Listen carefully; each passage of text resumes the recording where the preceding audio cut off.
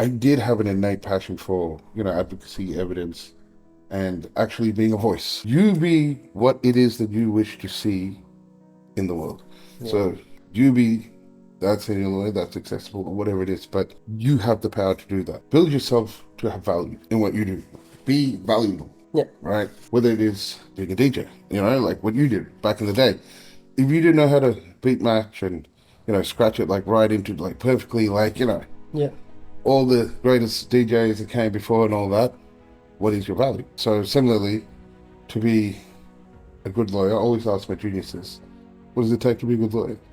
It's useless. What's the point, What's right? the point, right? Any advice on, how to handle the rejection and the peer pressure and the external negativity that would come with accepting for who you are, kind of thing? There's always there's always going to be, external forces or, things that come along your way. But I strongly believe in life, whatever you give your attention to grows. Whatever you feed is nurtured. So you don't have to pay any attention to things that you don't feel align with you. Welcome to the Victory Lion Podcast. Lion! Today is about the power of you. You will change the world. And now your host, O.P. Jayasinghe. Mr. Esan Pilai. Hey, Thanks, brother. Thanks for your all time. good, man. Thank you for having me. It's been too long. Oh man, it's been like 20 years, I think. It has been. I reckon. Yeah, man. You've been crushing it, bro. Which is why I wanted to have a chat. So I appreciate you giving me the time. And it's an honor. Nah, I'm just humbled to be here. I've known you for so long, so it's just nice to see you again, and be able to shoot the shit. Likewise, bro. Likewise. Let's go back to the beginning, wherever that beginning is for you. Sure. I'm assuming that beginning is Australia for you. Yeah. Yeah. I mean, born in Royal Women's. It was Royal Women's Hospital out in Carlton. 83, just like you. Grew up in the southeast. Originally. Represent. Always, man. Always represent. Spent a lot of time in my formative years in Wheelers Hill, and then went, to secondary college in Haileybury. I was one of the fortunate ones, I think. Where we all know how it is in the areas with opportunity or lack thereof. So very fortunate going to Haileybury from year 7 to year 12. And it was during those formative years where I got to spend a lot of time, around Dandenong, Hallam, Hampton Park, Narrabeen, all over, Yeah. all of that. 100%. But straight after that, just went, into uni. Yeah. And I think that's where we met. Yeah. Hey. Do you remember when we first met? My recollection is, right, it was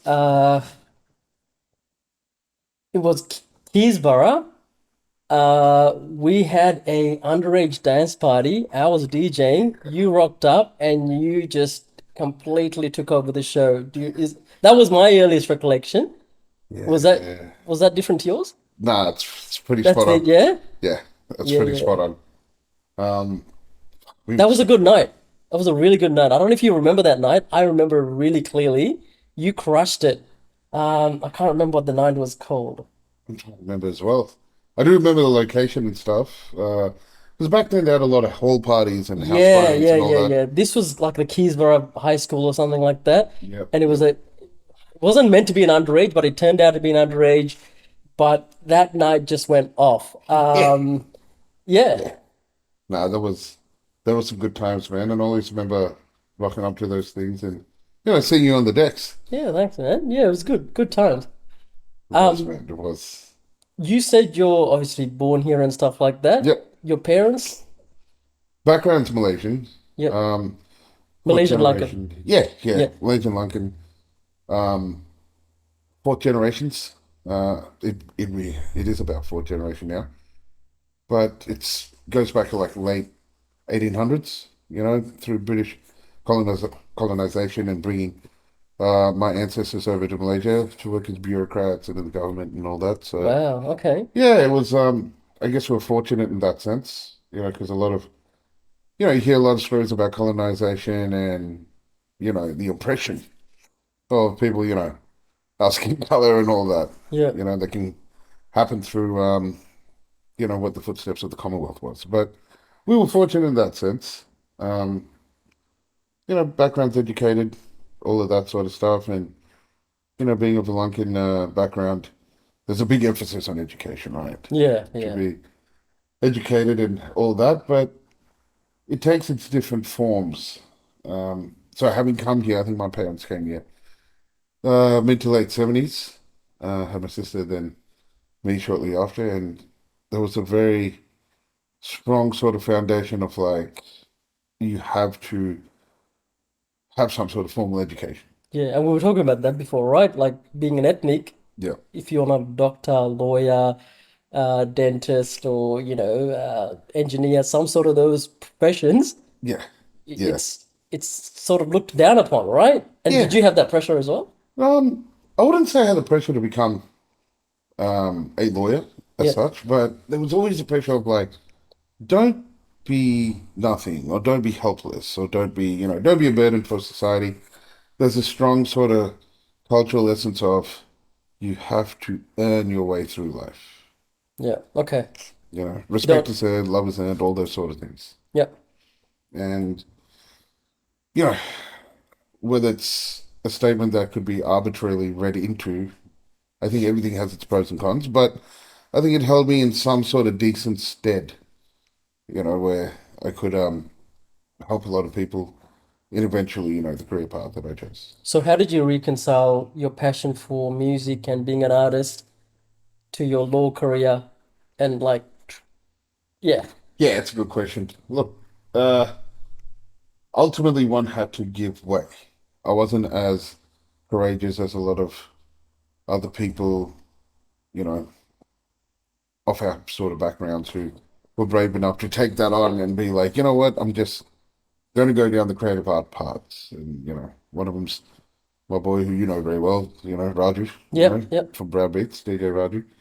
Um, he, had the courage, gumption, or whatever it was to, be like, look, do the corporate thing, do the finance thing, whatever. But we're just like, no, I'm gonna give this, give this a full crack, That's right. give this a go. And it was only in time now, having established the firm and all that, and having lawyers, being fortunate enough to have lawyers that I've mentored who work for me and stuff. Um, they are steering the ship in a good direction, holding the fort down and being good representation and providing good representation for people, out in the southeast. So I'm very fortunate for that, which has now in turn provided me with some time to get back into the music.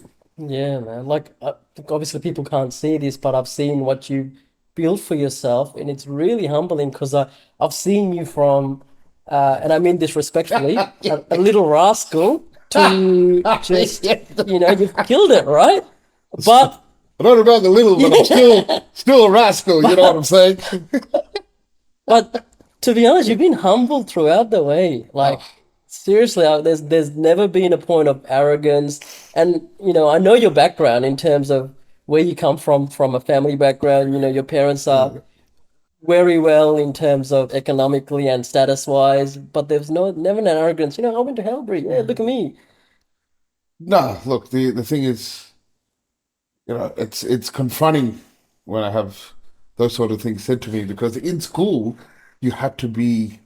It was the same sort of culture, in Haileybury, you had to be something, you had to be someone, because there's a lot of school pride, even, I still remember the school songs, because you had a hymn book and all that, and, in Altar Terra, though we say, Vivat Haileybury, the older school will not forget, like, you know, you dirty boys will be like, what the hell is that, man?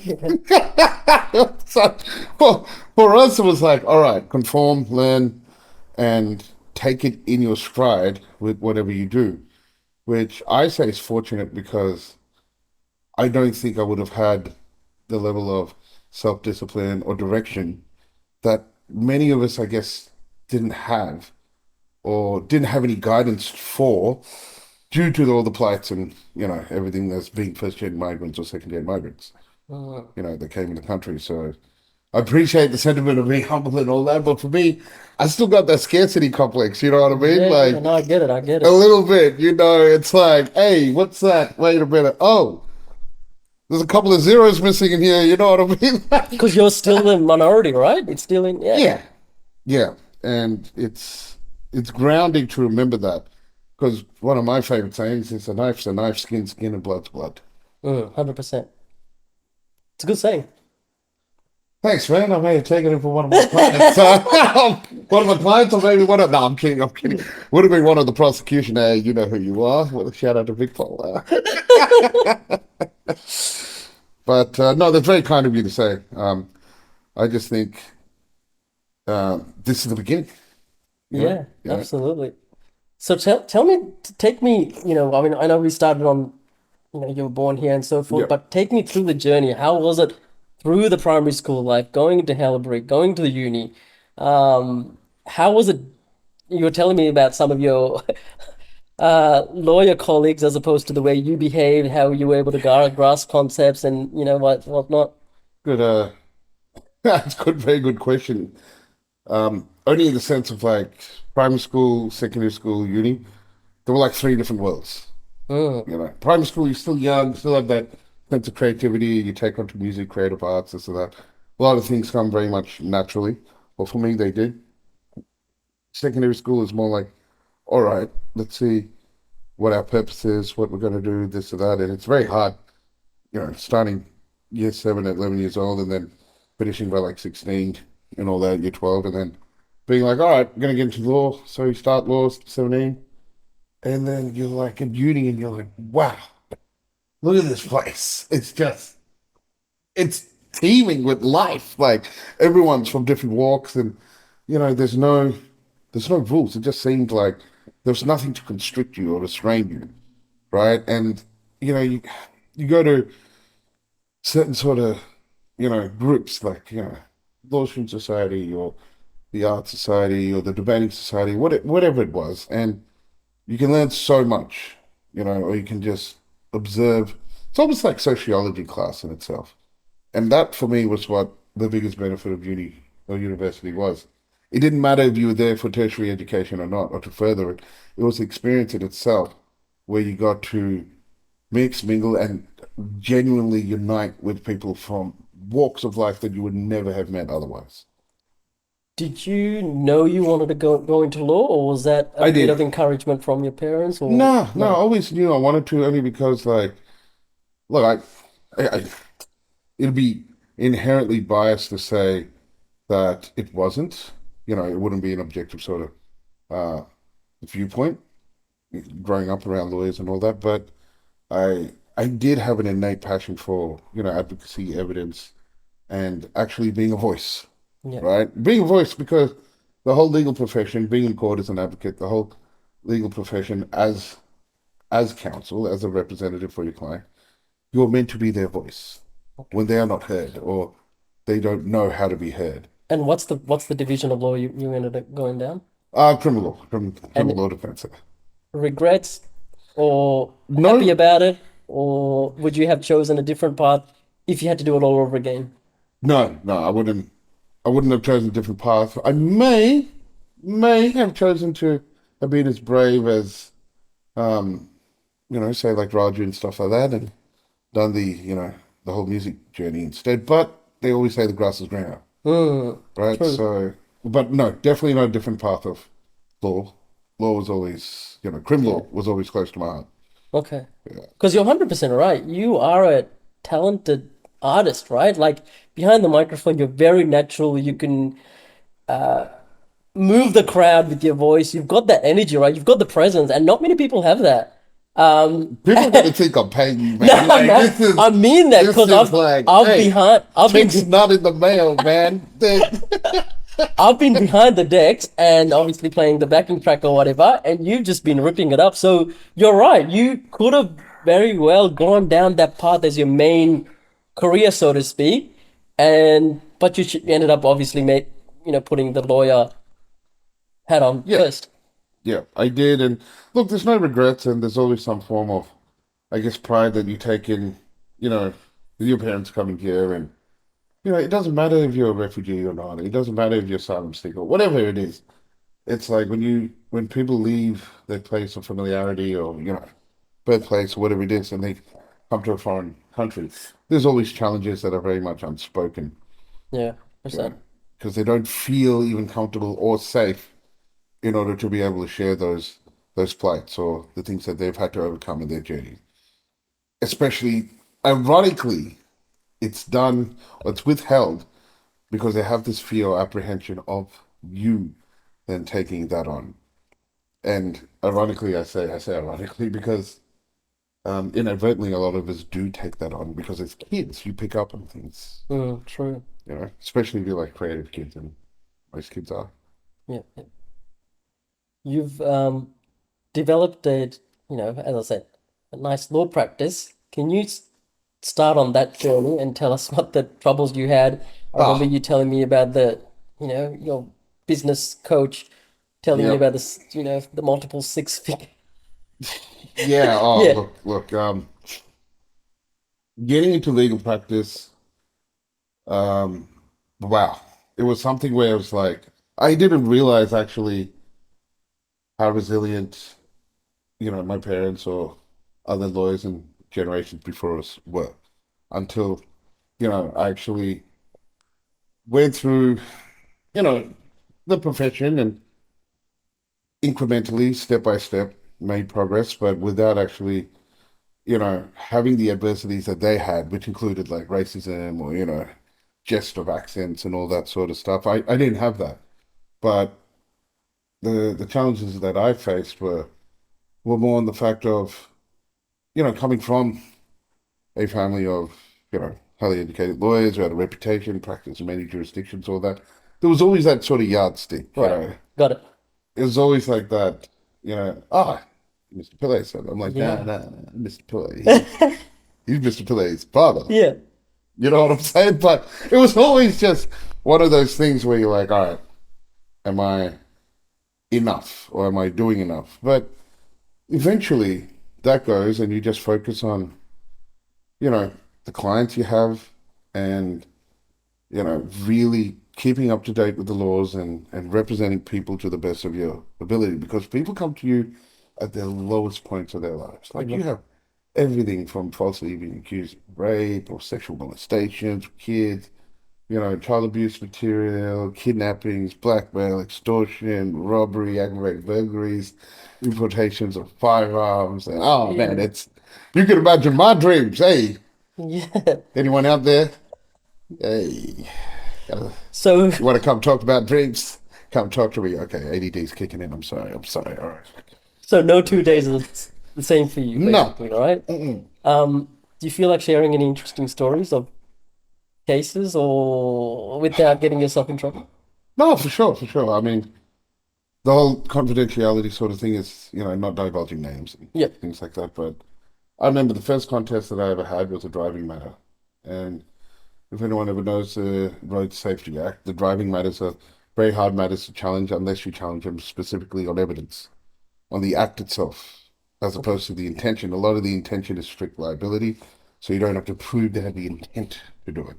Because usually everything in crime is intent Intent. and act, Yep. right? So actus reus, and I can't believe that I just forgot the Latin phrase for intent. Oh, ADD. So this gentleman, he had been accused of driving while being suspended, and he had a witness, called his witness. This that it was my very first contest. It was about 26, Jeez. and there were six cops on the other side. It was just intimidation tactics, but Yeah. it didn't bother me. I mean, it is an adversarial system. And when I had the, reasoning of, you know, an acquittal where the prosecution could not prove the charge beyond reasonable doubt, the joy that I felt then was absolutely immense. Like it was just, I think I got $350 for that case. You know, I think. And then, this gentleman was a little bit of a gone 60 seconds kind of bloke. You know, had a bit of that sort of reputation. And I remember there's this one point because I kept being his lawyer, and there was this one point where he was under investigation for this job that had happened, a burglary of a car dealership. And his friend, who's a person that he had allegedly done the offense for to make money, to support his friend who was homeless and his pregnant missus. Okay. Right? His friend had been turned by the police, threatened, coerced, and all that had been given, a statement against my client. My client's young. He was only like 23 or this or that, Yeah. besides himself. So I told him, don't worry about this. I'll go.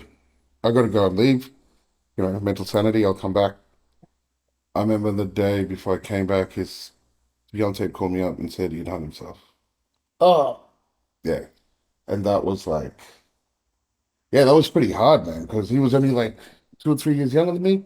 Felt more like mates than anything. And, I came back and saw his mom and all that. And I was like, had those questions, what is the point of this? Like, so what was, do you know what the rationale was for him doing yeah, that? because Because he was absolutely mortified that, his mate had given a statement, in against him. contradiction, yeah, against him. Yeah. But the problem was that, I guess, given his mind state, he couldn't appreciate the fact that I told him that his mate would be not credible, having given two statements, one being prior inconsistent, Got it.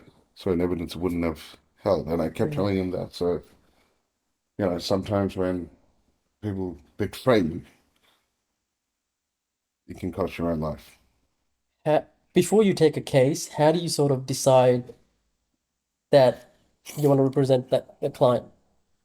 Your personal opinion about things, because we take oaths. We take oaths to, you know, two oaths will be taken as duty to your client and duty to the court.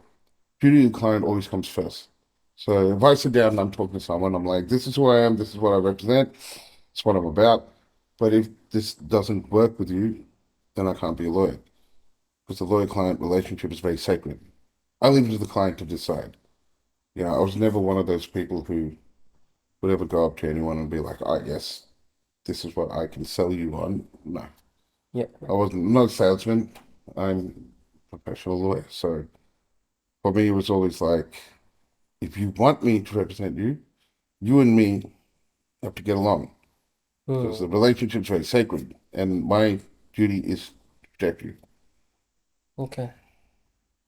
Has there been any sort of back and forth with that where the client has just challenged you going, Yeah, hey, this is not gonna work? I've had a psychopath client in the past where after I'd won his case, I'd realized that I'd only won it because he had his partner and son and all them kidnapped and held hostage and all this, and then I figured it out. I've joined some dots and all that, and then he sent people to kill me. Oh, Yeah, but that didn't work. The people came to kill me. One of their cousins I'd represented already, so jeez, man. yeah, Okay. yeah. But I don't even see that as, it's just part of the gig. You know what I mean? There are natural risks associated because when you start up, and if you don't really have, a proper mentor, not to say that I didn't have people that I could turn to for answers or questions if I had. I did. I was fortunate in that sense, but I didn't have a set mentor. So these are the risks that are associated when, you do it yourself. Yeah. I mean, you've got this, business to a certain level now. What were the struggles and challenges that you went through initially Oh, that any budding entrepreneur can sort of learn from and not make the same mistakes, obviously? look, the first thing that I learned was, which I think applies across the board in anything you do, whatever sort of field, whether it's artistic or not or whatever, is build yourself to have value in what you do. Be valuable, Yeah. right? So whether it is being a DJ, like what you did back in the day, if you didn't know how to beat match and, scratch it like right into like perfectly, like, Yeah. all the greatest DJs that came before and all that, what is your value, right? So similarly, to be a good lawyer, I always ask my juniors this, what does it take to be a good lawyer? Like, caring, this, you know, being a people person, all that. And I'm like, no, it's knowing the law. Knowing your craft, yeah? Knowing the law. Yep. Always got to know the law. So that was the first thing that I learned. And the second thing is there is no case too big or small. When people need your help, answer the call. You know, very often, I always look at it. I'm not entirely religious. I don't conform to one religion per se, but I've read a fair few religions, and I like, to take messages from, religious doctrines. And one of it is like, from the Bible where it says, serve God's children. Uh-huh. We're all God's children. Yep. And essentially in my line of work, then having done what I've done, I have really served God's children, man. Yeah. It's something that I don't reflect on enough or really fully appreciate of, and that's probably because of even failing to understand during my times of difficulties that I am also God's child. But in time, that was one of the things, right? So the first one was know your craft and do it very well. The second, always answer the call, be of service, serve God's children. And three, understand that you are, as a lawyer, a glorified servant. That's beautiful, dude. Really Yeah, are. yeah. Like, whatever society has said to you or what you could emulate to be is not necessarily what the art of the practice of law is.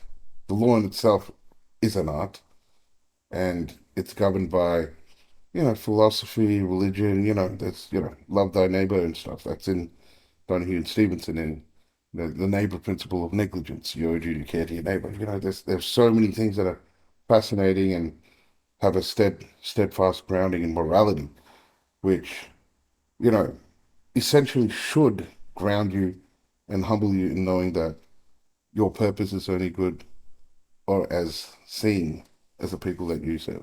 Yeah, that's wonderful, because society has this thinking behind what a lawyer represents, right?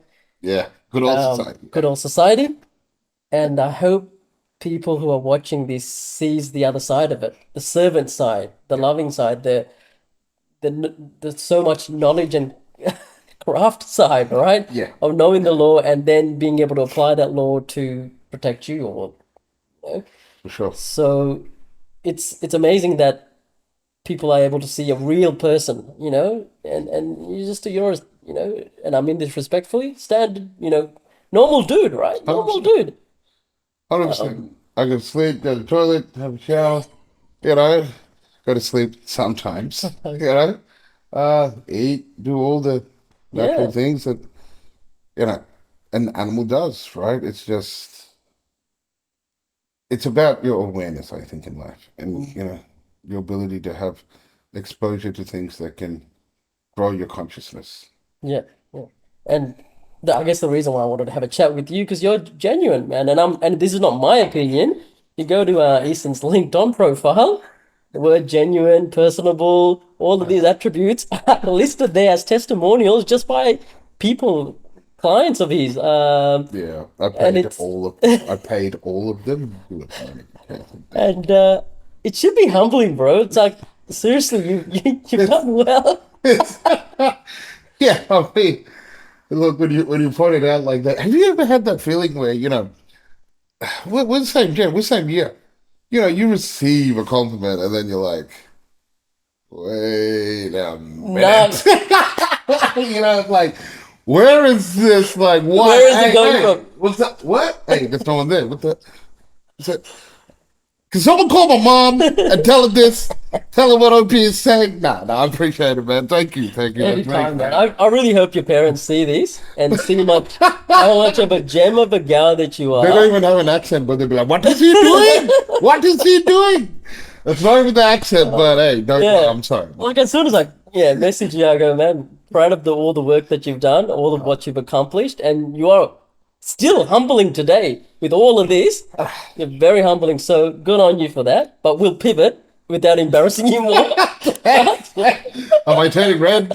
I'm brown, so it's kind of like a purple, right? Is that how the color works?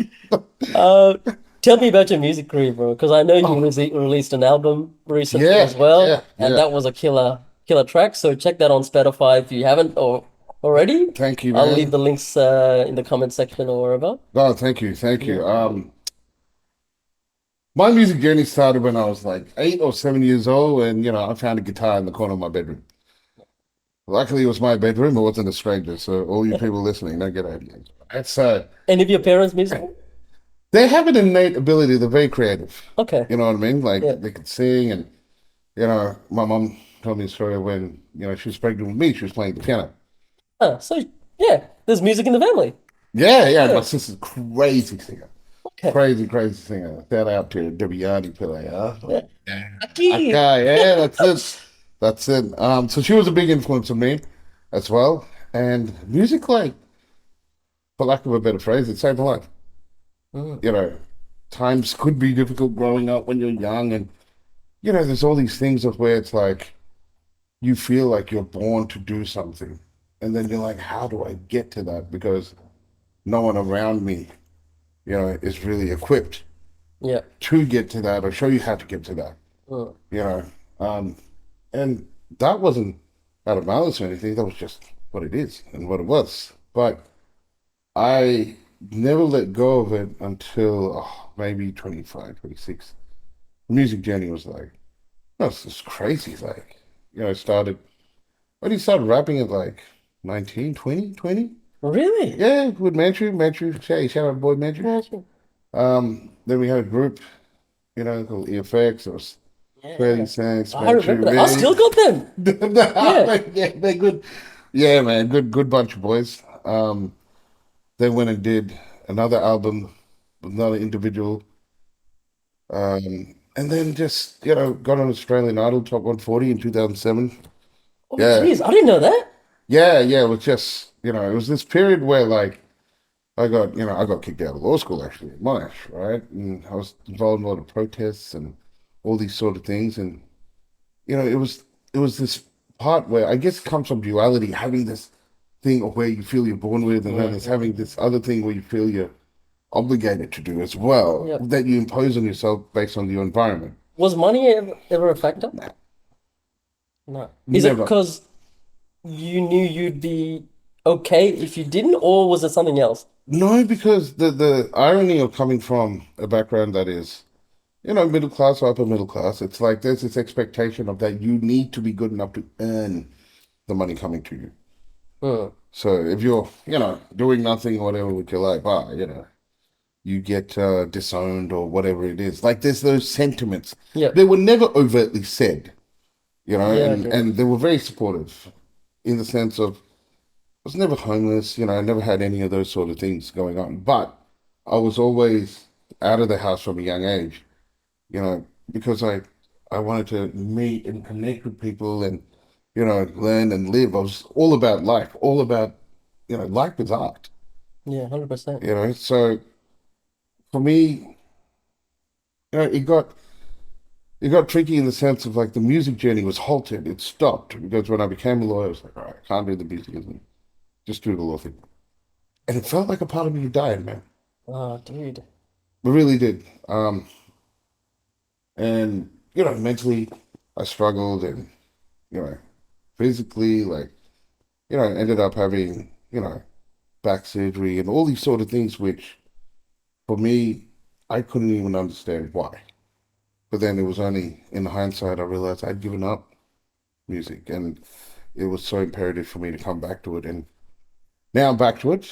Lucky enough, shout out to Doves and Maki from Meds, two brothers. Maki's been doing it for 20 years. Remember him from Yeah, back in the of day? course. Talented artist. He also knows Raju and stuff. And, there was a lot of talent, man, in our sort of generation. Yeah. And he kept at it, and he brought me back, and we did this album, the group's Meds. And he ended up going down that path as a Yeah. focused individual. Yeah, He yeah. did. Very focused, and kudos to him, a lot of respect for his drive Yeah, as well. 100%. And he's collaborated and assisted many artists on his journey, and Yeah. I'm very grateful he got me back in. So we ended up doing an album. And it was just very kick back. We'd go to his studio and then he'd come up with the beat, ideas, this and that, and we'd just write.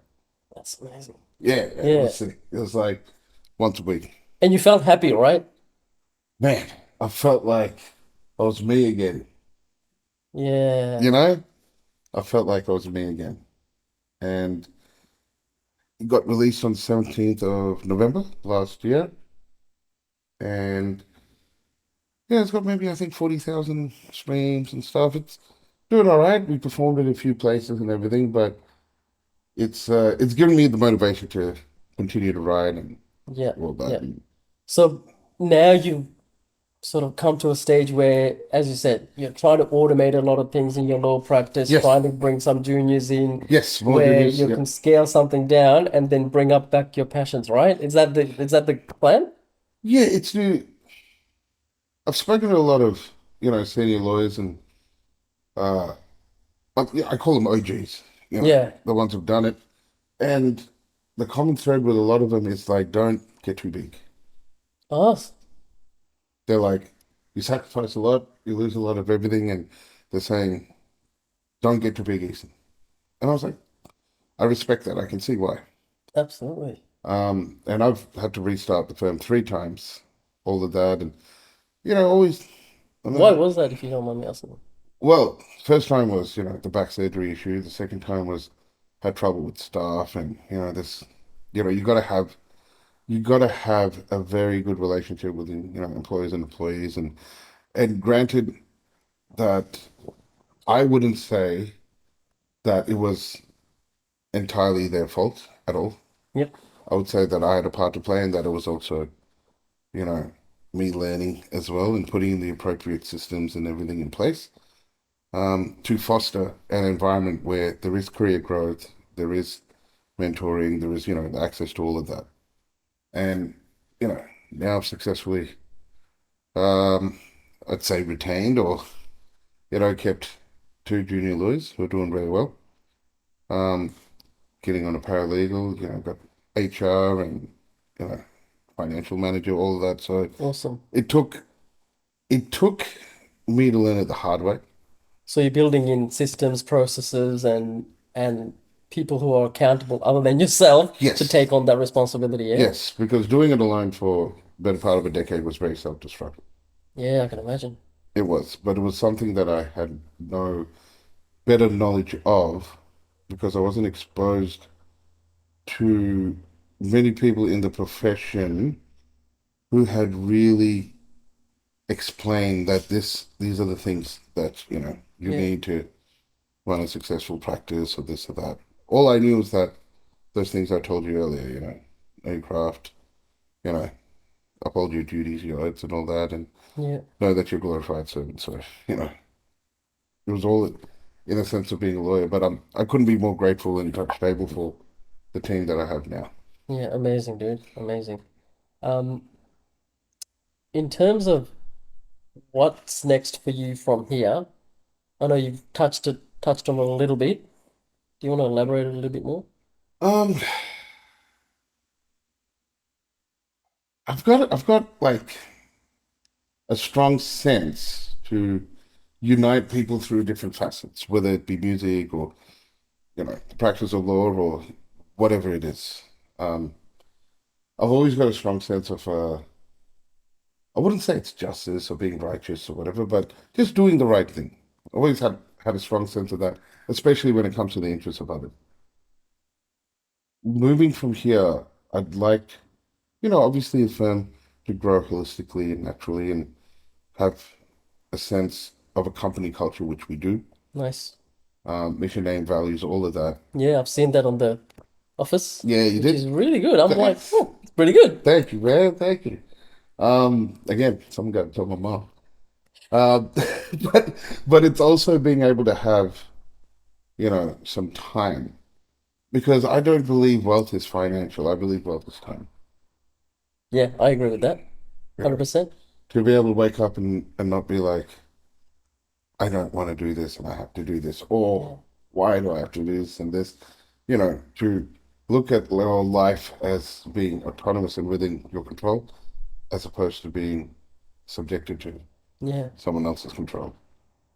So my future from you is really nothing that's, back in the day where you're like 1, 3, 5 year plans and all that. Don't have that anymore. No. Don't have that. Now it's to be not busy, but constructive, you know. Yeah, I remember you saying that before. Yes, yes. Support to wake up and be constructive, be purposeful, and, be intentional in what it is that you want to do because every day people are dying. Every day, this life is it's gone in like just Yeah. a blink, like 41. Like, I remember we were 19. Like, Yeah. it was, and it just seems like it's just gone by so quickly.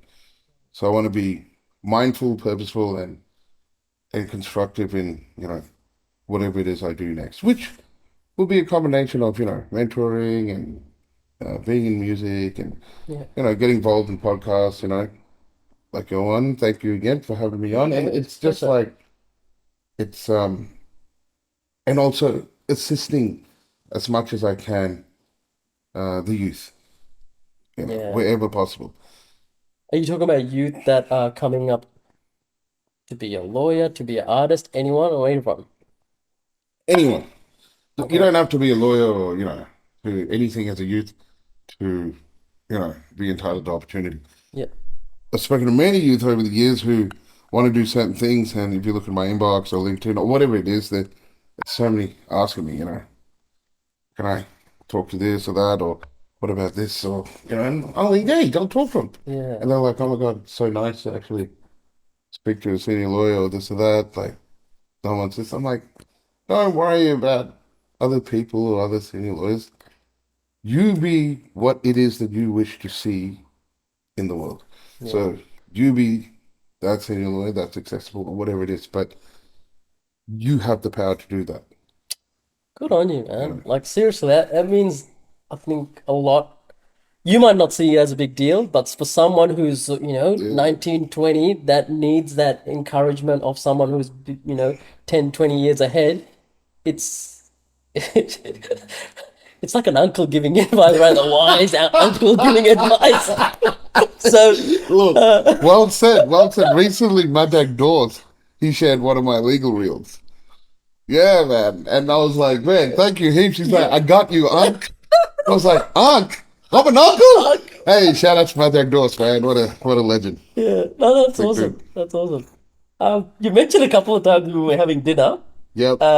No man is an island, and we've all Yeah. heard that phrase before. What does that mean to you? Unity. We're in a time and sort of, I don't know whether it's a simulation. I don't know what this world is anymore with all the information and everything that's provided to us, right? But the only thing I know is that you don't, get to use these roads without other people having built it. You don't get to use your car without other people having built it. You don't get to wear the shoes, socks. I wake up in the morning and I'm like, some cat made this bed, man, Yeah, yeah, And I'm like, thank you. It's weird sort of thoughts that only, certain maybe other artists and stuff will appreciate, right? But I'm like, thank you, bed. Thank you, dude, who yeah. made the bed. Hey, can we edit my hand out? It does look weird as it's imaginary dog. His name's Lassie. But it's like one of those things which I've seen is that it's all interlinked. I can't say, oh yeah, I did this, that, and yeah, cool, whatever. You want to look at the metrics of figures or cases or this, whatever. But I'm so grateful for the people who had their lowest points in their life and came and turned to me to help them. I'm so grateful for the magistrate or the judge who listened to me and my submissions. Mhm. I'm so grateful for the witness that I cross-examined and feeling safe enough to be able to tell me the truth. Amazing. Yeah. It's not, it's got nothing to do with me being like, I did this, I did that. That's some sort of megalomaniac sort of, not a sociopathic sort of, I mean, it's jokes for any of you listening who are. You know, you I'm kidding, all right? I'm kidding. But, oh God, I can't hide. it's But, the attitude of gratitude, right? well, you would say so, but I think it's the attitude of fucking reality. You Fair know? enough. People like to be grateful for it. I'm like, hey, whether you're grateful or not, it is what it is. Yeah, that's a fair point. You know? Yeah, And no man's an island in the sense of also men are hurting, man. You know, men are hurting and women are hurting a lot. Women have been hurting for a long time. But somehow they've upheld this ability to hold on to pent up trauma or whatever it is and seek to, just sacrifice whatever it is. I mean, like you said earlier around dinner, we all have strong mothers. But that has not come with a cost. yeah, And I always look at the past generations and I'm like, if our fathers or, the male role models had opportunities to heal. Always saying, a great father is a healed father. Because those kids look at him like, hey, Papa's safe, Papa's loving, Papa's, And that whole principle of no man's an island is that we need community of men to hold each other in good stead, just like what you're doing right here for me today. Giving me an opportunity just to even express these words. We need, different facets or areas and, places, avenues, or whatever it is, where men don't have to feel like they're an island yeah, and they can express whatever it is, cry. Doesn't matter. Not in the sense of like, you're crying because you're suffering from, A, B, C, whatever it is. But you can just feel safe enough to cry. okay. Yeah, absolutely. Yep. And when you have that friendship and companionship, more so with another male Yep. that you're close to, that you can relate, share stories with, it does normalize your situation in certain extent. Massively. Because I always say that, for me, I've always said, the first form of real love I've ever met was from the streets coming from brothers. Yeah, yeah. Right up. First form. It's funny. Biggest betrayals, true. Biggest betrayals. Don't get me wrong. Biggest betrayals, but we're young. We're still navigating things, and still, because of the love or wherever it came from, whether it's trauma bonding, whatever it was, there was still an ability for me to feel safe at that time and place, which I couldn't have anywhere else. That's true. So I can still give that man or whoever it was, even if I don't want him eating at my table, he can eat at his table. I just hold no malice. Yeah, Right? It's very different when you can see that for what it is and be like, you know what? I'm grateful for that. Now I want to try and offer this to other young men, other people, because it doesn't matter whether your father was there, your father was not, this or that. The generation before were very, very hurt and didn't have the capacity not only to feel safe, but they could not heal. so what advice can you give to sort of any young man or any man who's, entering their 40s, say, that is going through some hard, heavy stuff? How can they overcome this? You're never alone, one. It's the first thing. First thing is like you're never alone. Society will say you are. And if you believe what society says, then you obviously live what you believe, right? Your thoughts manifest your reality. But one is that you never learn. Two, any problem that you've gone through in life, there's already been a solution found for it. You just have to look, Absolutely. right? And look within the guidance of other people who have done it. It doesn't matter if, like, for example, I used to tell the people, well, younger people, graduates, so you want to be a criminal defense lawyer? They'd be like, yeah. I'd be like, how many firms have you applied for? They're like, all right, this many, X many. I'm like, oh, that's a lot. How many firms did you visit? Oh, They're like, none. I'm like, if you really wanted it that bad, wouldn't you be sitting at any of these firms every day until the principal or the partner comes out and says, absolutely. Boom. Good advice.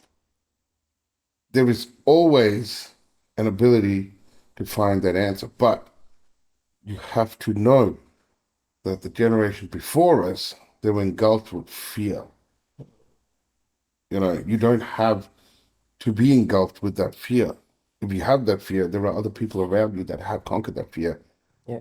in the steps before you. And it's so weird because it's symbiotic. It's not parasitic. The relationship when you provide assistance and or guidance or whatever, and to someone else, you in turn get fulfilled in a weird sort of way. Yeah. It's like almost dharma, like you're doing your duty, or it's this weird thing. It's almost like a higher power sort of thing. It's weird. I get what you mean because there is a power in this physical presence of being in each other's single presence kind of thing and Yes. having this chat. Just like they mentioned when a young lawyer wants to get onto a law firm, when you're physically there, that's it. This is the person that it's not just 2 pages of resume or whatever, right? Or there's a difference there, and Yes. in this social media driven, internet driven world where you can just, even when you're, trying to find a mate for life, so to speak, you know, It's it's like a so, menu. yeah, It's like, no, ooh, correct. no, not feeling like that Yeah, today. Ooh, no, no, that changed gender. No, this, yeah. oh, that is my gender. Yes, Back in our days, we had to actually go and talk to a girl, right? man, Physically. man. Oh, Yeah. I do remember the days of like what MSN, ICQ, Merc, all ICQ. that. Oh, right, whatever it is, but that's how we had or we were forced to engage because a lot of our upbringings were strict as shit, Mm, you know? Like you either communicate with the outer world through this after hours, or you ain't getting shit, that's it. you Yeah, know? yeah, Or if you leave, you getting nothing. You getting the streets. Like, oh, you want to go out? Okay, go, leave. yeah, But those were the times where we were like, oh my God. But now, it's like so bizarre that you get young kids rather be on this and this than going out and yeah. seeing each other. It's And we trips as me a out. society have to sort of break that habit, especially in the younger generation, man, where you Yes. sort of have to encourage them and even give them a little nudge to go, hey, talk to people. These are real Yes. people. They're like you. Yes. Interact, be social. That's where the power is. And I gave you the example of, learning algebra is great, but if you can't communicate, it's useless. What's the point, What's the right? point, right? Definitely. And I think also it's also something that's etched to our core that if, you know, we are not united, we're divided. Mm. Like if you look at our fingers, they say each of individuals hold them together. Ah, this. And fist. Don't read into that, all right? All you people, and don't tell my mom that, okay? All right. I'm sorry, I'm not. Don't. All right, this.